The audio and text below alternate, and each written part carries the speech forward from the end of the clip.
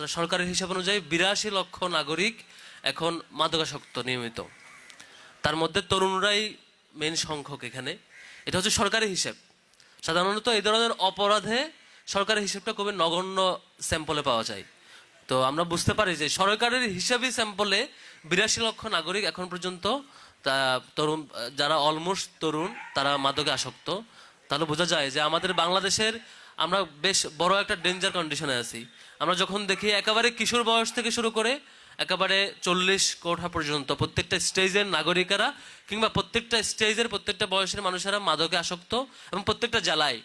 এটা কোনো নির্দিষ্ট এরিয়ার মধ্যে আবদ্ধ না, নির্দিষ্ট কোনো প্রতিষ্ঠানের মধ্যে আবদ্ধ না। একেবারে অশিক্ষিত মানুষ থেকে শুরু করে বিশ্ববিদ্যালয় পর্যায়ের ভালো ভালো প্রতিষ্ঠানের শিক্ষার্থী পর্যন্ত সব জায়গায় মাদকের একটা স্ট্রাকচার ডেভেলপ করেছে এবং সেই স্ট্রাকচারে কে মাদক চালান দিবে, কে কাকে কার এই চেনে ঢোকাবে, কেমন করে সবকিছু পরিচালিত হবে, একটা স্ট্রাকচার ডেভেলপ হয়েছে। আমরা এটাকে চ্যালেঞ্জ করতে চাই।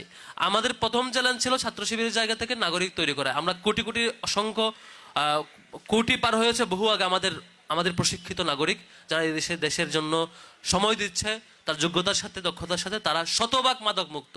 এখন পর্যন্ত বাংলাদেশ ইসলামী ছাত্র শিবিরের শতভাগ জনশক্তি মাদক মুক্ত, আলহামদুলিল্লাহ। আমরা সেকেন্ড চ্যালেঞ্জ হচ্ছে এ ধরনের প্রোগ্রামের মধ্য দিয়ে আমরা জাতিকে সতর্ক করতে চাই যে আমাদের তরুণ প্রজন্মকে রক্ষা করতে হবে। আপনি ছাত্র শিবিরের সাথে দ্বিমত করতে পারেন, কিন্তু এই পয়েন্টে একমত হবেন যে কোনো তরুণ মাদক আসক্ত হওয়া উচিত না। আপনি ছাত্র শিবিরের রাজনৈতিক এজেন্ডার সাথে দ্বিমত থাকতে পারে, ইভেন আপনার শত্রুতাও থাকতে পারে, কিন্তু আমার এ ব্যাপারে একমত হবেন যে ছাত্র শিবির যে এজেন্ডা নিয়ে সকল নাগরিককে ছাত্র শিবির যে এজেন্ডা নিয়ে সকল জনশক্তিকে, সকল পর্যায়ে দায়িত্বশীলকে, সকল পর্যায়ে কর্মী সমর্থককে মাদক থেকে দূরে রেখেছে, অন্তত সে এজেন্ডায় একাত্মতা পোষণ করে দেশের সকল নাগরিককে এখান থেকে দূরে রাখা দরকার। কিন্তু দুঃখজনক, আমরা রাজনৈতিক দলের ছাত্র সংগঠনগুলোকে, বিশেষত সরকারি দলের ছাত্র সংগঠন সহ তাদেরকে নেতৃবৃন্দ পর্যায়ের বিভিন্ন স্তরে আমরা দেখেছি তারা এই মাদকের চেইনটাকে সাপোর্ট দেয়, এটাকে ডেভেলপ করে, এটাকে রাজনৈতিকভাবে আশ্রয় দেয়, পুলিশি সহায়তা দেয়, সামগ্রিকভাবে সরকারি পৃষ্ঠপোষকতায়, সরকারি দলের পৃষ্ঠপোষকতায়। ফ্যাসিবাদী পিরিয়ডও দেখেছি, এখনো দেখেছি ক্যাম্পাসগুলোতে পর্যন্ত এই মাদকের সাম্রাজ্য আবার ডেভেলপ করার চেষ্টা করছে।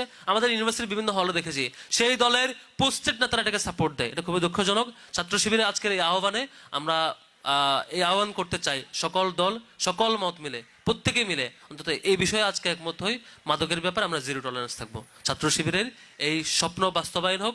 82 লক্ষ তরুণ থেকে 82 লক্ষ নাগরিকদের যে মাদক গ্রহণের সংখ্যা, সেটি যাতে আমরা একটা সময় গিয়ে বলতে পারি বাংলাদেশের কোনো পর্যায়ে মাদকের স্থান নেই, এটা যাতে আমরা বলতে পারি, সেই স্বপ্নই আমরা রাখতে চাই। আজকের আয়োজনে যারা এসেছেন সবাইকে স্বাগত জানাচ্ছি। আসসালামু আলাইকুম রহমতুল্লাহ।